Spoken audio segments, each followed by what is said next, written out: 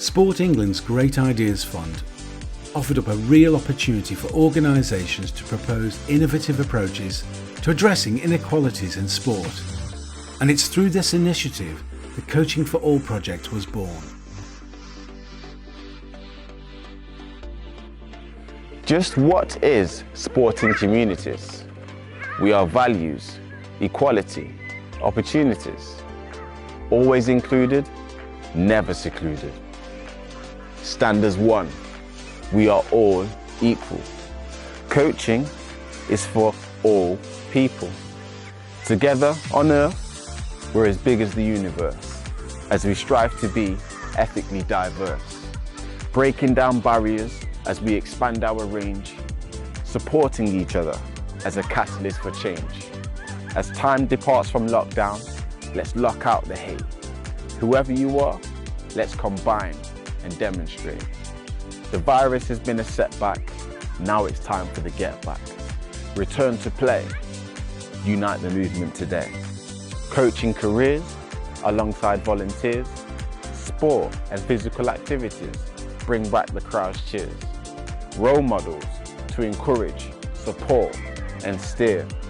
It's time to listen, we'll lend you an ear. The vision of the project is to provide an insight on the movement we intend to unite. Let us use our platform to make noise on the mic and share bright ideas that could light up the night. We represent the underrepresented. Join us as we get started. Sport can bring us together.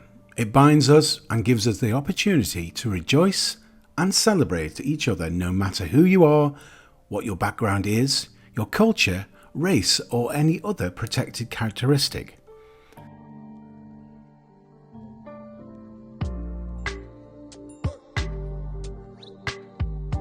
So Sporting Communities works in a lot of disadvantaged communities, and a number of the communities that we work in are also quite diverse communities in terms of ethnicity.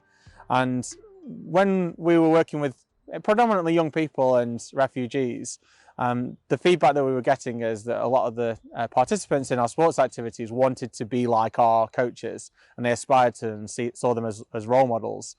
When we asked the question as to whether they saw themselves becoming a coach, there was almost a little bit of hesitation around the fact that they didn't really see that as a potential career option. So we decided to delve into that a little bit more and try and understand why it was that that was the case. And we ended up applying to the Great Ideas Fund to do a research program around that. Some of the wider research that we'd explored seemed to suggest that there was actually an overrepresentation of ethnically diverse coaches. But when it came to actual paid workers in coaching itself, there seemed to be a huge underrepresentation in those that were non-white, or non-white British anyway.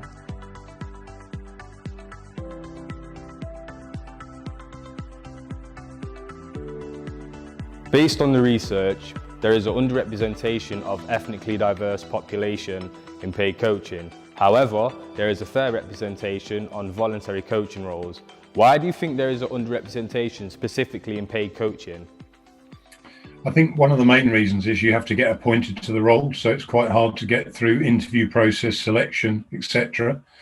I don't think it's any lack of qualification. I think there's lots of people who are more than qualified, but perhaps they don't get the opportunities that they might. Whereas in volunteering, if you're a volunteer and you come along to offer your skills and capability to support a team, I don't know many cricket teams or clubs at the moment that wouldn't welcome you with more open arms. So I think that's probably the reason. I think there's one other possible reason, is that for many groups, coaching certainly isn't seen as a career opportunity, as it might be with other jobs. So I've heard many people who talk about coaching say to me, when are you going to get a proper job? They don't see it always as a proper job. So that might be one of the reasons as well. I was sitting once having a meal with someone, and they said, what do you do for a living? And I said, I'm a coach. And they said, no, what do you do for a living? What do you do for your job? And I said, that's what I do for my job. And it's so different in America. I used to work over there quite a lot. And if I went over there, I'd be picked up by a limousine and I'd be someone holding up my name and say, Coach Neil. And I was quite well respected in America. But come over here, it was like, well, yeah, that's what you do for fun and voluntary, but how do you earn your money? What is the demographic makeup of your coaching force, voluntary and paid as well, please? Well, nearly all of our coaches are paid. In fact, all of our coaches are paid, and only one of them is not white, which is like, so it's reflected exactly the problem that we're talking about. So we're not a great shining example of what's happening in coaching, but I think what we have done is recognise that, and we're trying to do something about it. But it's tough. It's a similar sort of picture, I think, as it is to participant base. So we do have underrepresentation from ethnically diverse communities, but again, that varies very much between the event group within athletics and also the level of coaching qualification. So again, what we're finding is not surprisingly, that the event groups that have got better representation from participants, we've also finding we've got more coaches from ethnically diverse communities.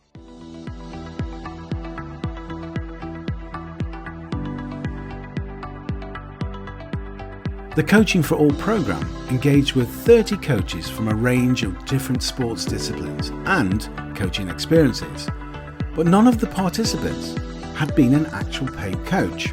The learners were from 14 different sports disciplines, covering a total of 18 nationalities.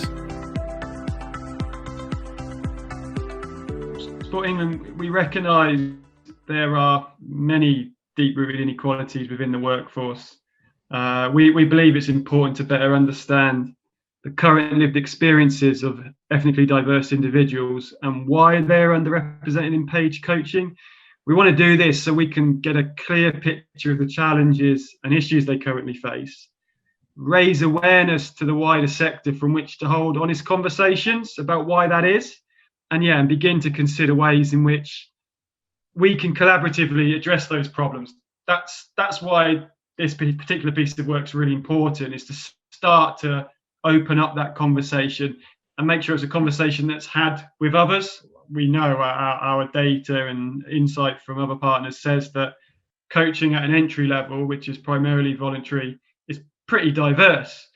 But it's when you dig into that data, and particularly when you start to consider progression of coaches or paid roles, then you're absolutely right, that diversity starts to wane, it starts to disappear. So I think it's really important that we increase the visibility of ethnically diverse coaches right across the pathway. So whether they're working in community or in talent spaces, so that they're inspiring and making future generations and ensure our sector is far more inclusive than it currently is in relation to paid opportunities. We're really passionate about making sure that coaching is representative of the population of the UK and of the people that are accessing coaching and sport and physical activity. And as a coaching sector, we're missing out if we're not able to attract the widest knowledge, skills and experience into coaches. You can't be what you can't see.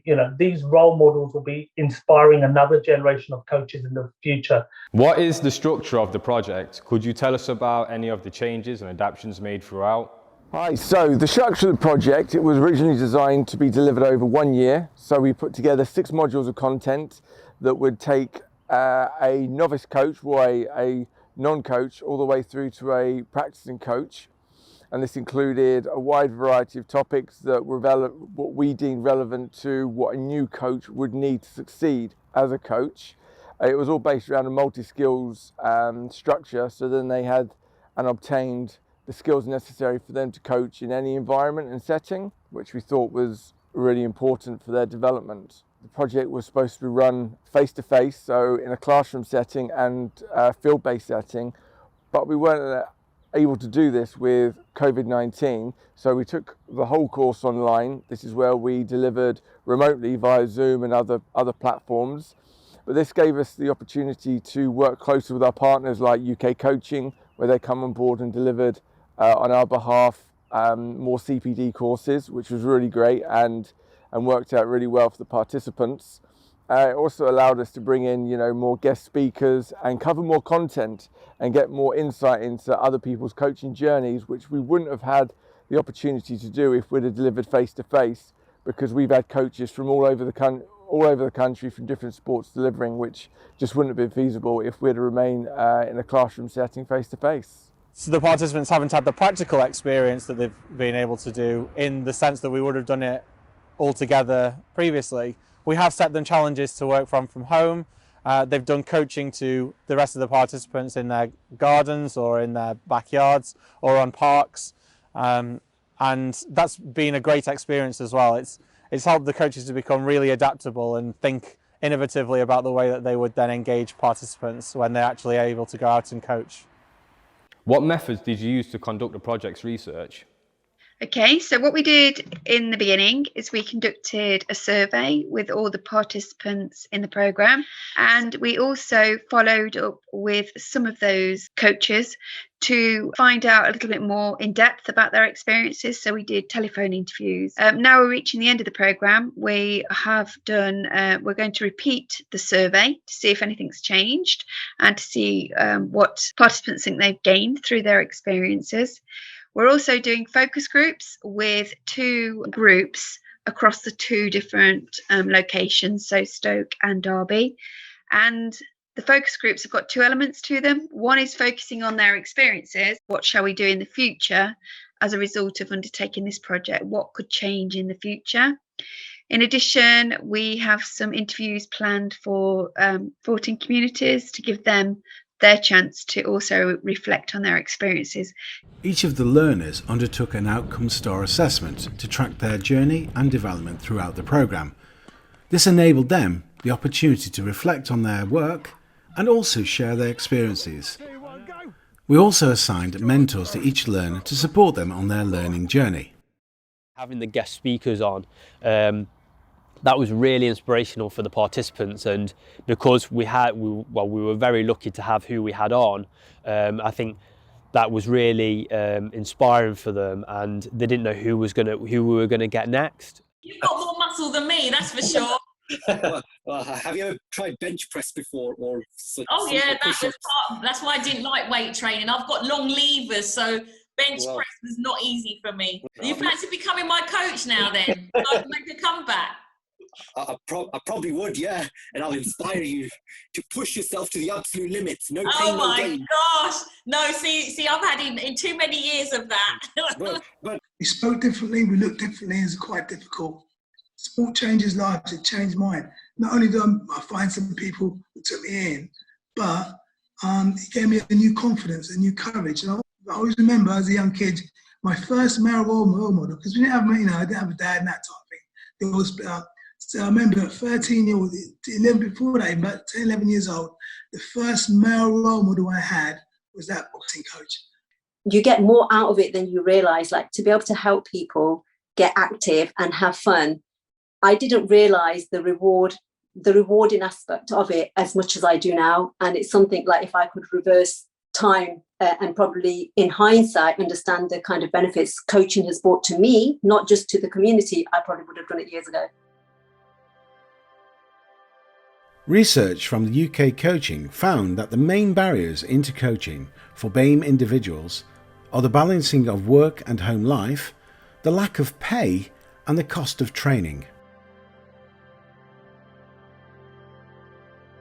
Loughborough's research on the Coaching for All project identified similar results. It also found that over 50% of all coaches had been subjected to a negative experience during their coaching, something which clearly needs to be addressed.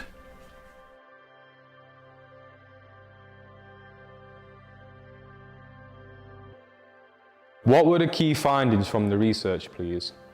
Okay, so the research demonstrated that initially many of the coaches were attracted to the course for the qualifications that they would be able to do as part of the course, and that was a key driver for many of them. Many of them had already been experienced as coaches and were looking to develop new skills, whereas for some of the coaches, they were brand new to coaching qualifications. However, the data showed that as much as the coaches really appreciated the coaching qualifications, through their experiences, they learned that actually the things that were of benefit to them were much more significant than the coaching qualifications alone. And in particular, what they really benefited from was a network that sporting communities helped them to gain access to. And each of the coaches had a different network that they were interested in gaining access to based on geography and their sport and their age groups, but also the network that they created with the other coaches. So they all really benefited from hearing about other people's experiences. And they all really, really appreciated how much they could learn from each other based on these different experiences, but all with the same aspiration to try and get people doing more sport in their local communities. Found it very difficult to imagine a different way of sport operating that is more inclusive. So they spoke about experiences that they'd had at different sports clubs where they'd wanted to be part of the decision-making, part of the committee, and things like that, and yet they felt excluded. It wasn't necessarily made explicit that they were excluded, but they felt excluded.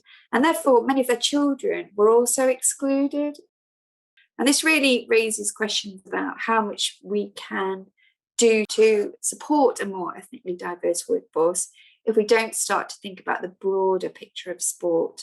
The barriers are far more complex. If we genuinely want a more advanced and diverse coaching workforce, we need to really think about every element of sport being welcoming to people from more diverse communities. We gave coaches a chance to talk about what things they would like to change, and it was very difficult for them to reimagine sport to be more inclusive. And I think that was really important, that it shows that the people who are most impacted by these inequalities need to be part of the decision making. They need to have their voices heard.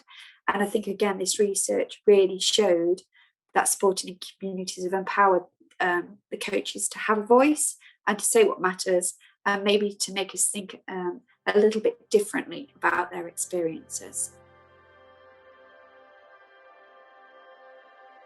Based on the finding of the research, would you look to make any change when it comes to policy, recruitment and employment within your organisation? Yeah, I think we would, because we've not had clear guidance as yet as to what we can do about it or how we go about it. So I think, based on what it says, we'd obviously want to go through it. But yeah, I think it would lead to us making changes at some point. Yeah, and the thing is, for us, we've got to be constantly evolving. If the last year has taught us anything, is whatever you thought was right yesterday may not be right tomorrow. So whilst we're pursuing a plan, if this research comes out and shows us new ideas, new thoughts, or says you've got it wrong, then we would listen to that, adapt it, because ultimately it's not about us, it's about the people we coach. This doesn't happen overnight, but I think a lot of sport and a lot of community sport needs reimagining, and new projects need to start. New, fresh, new projects that aren't so entangled in the sort of the history and tradition, and steeped in the kind of, in the table tennis world, you've got hundreds and hundreds and hundreds of local leagues, which are part of the county table tennis structures, which are part of this national council. And I think people just, and we have, people just need to just step outside of that. And I think if people that are, they care about sort of social justice and have a kind of social conscience, if more people with that kind of worldview get into sport and start new projects, then I think that is how this could be improved. Nowadays, we live in such a multicultural community society. Even families now are so complex and multicultural, even individual families are. And we need to start representing that in the workforce, but in the wider society in terms of sports, parliament, education system. It's not just sport, but across all industries, we need to be more representative of how we are inside in our homes and in society. You know, our society is extremely diverse here in the UK. We need people who represent our society. And from a sporting background, again, I can speak for athletics, our sport is extremely diverse. So as an organisation, the national governing body, that also should reflect the sport that we serve. It doesn't, and we've got a lot of work to do in that space. And that's at all levels, from team management to coaching to administration to senior leadership. There's different levels that we need to be representative of the sport that we serve. And just listening to some of the athletes that, you know, who are from an ethnic background, you know, they see it, you know, they want to go away on teams knowing that they have that relations who look like them and can relate to the issues that they're probably experiencing. So we are just doing a lot of work behind the scenes at athletics, and I know some other sports are doing the same, but it needs to be addressed, and we've got a lot of work to do. Coaching's diverse, and this is where it all starts. It starts from the lower levels. So if we've got youngsters, black, white, Asian, every different culture mixing together, coaching together,